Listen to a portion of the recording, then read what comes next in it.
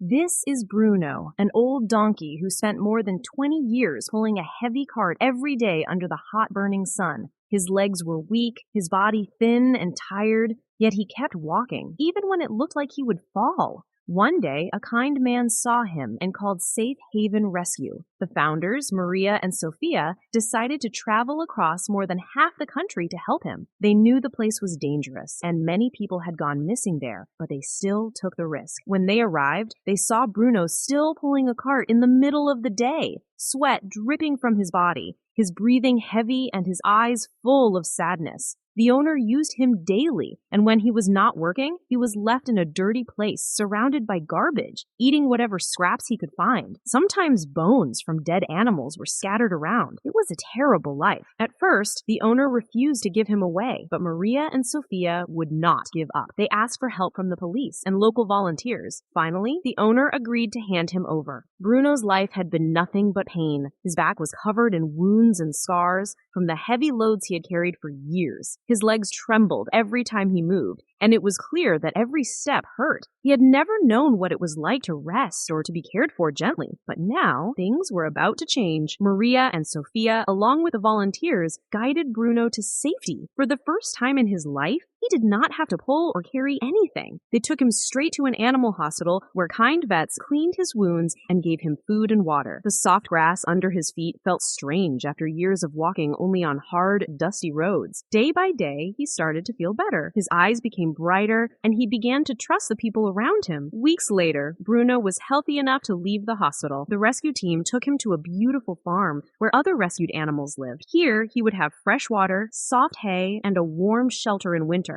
He could walk freely in the fields and rest whenever he wanted. After so many years of misery, his life had changed forever. But Maria and Sophia knew that Bruno was not the only one suffering. There are still many animals like him out there, working until their bodies break, left hungry, sick, and forgotten. Ending their suffering depends on people who care. We cannot stay silent when we see cruelty. We cannot look away when an animal is in pain. They cannot speak for themselves, so we must be their voice. Sadness alone will not help them. Anger alone will not save them. Only action can help them survive. By helping them, we give them the chance to live the life they always deserved. And by saving one life, we start a chain of kindness that can change many more.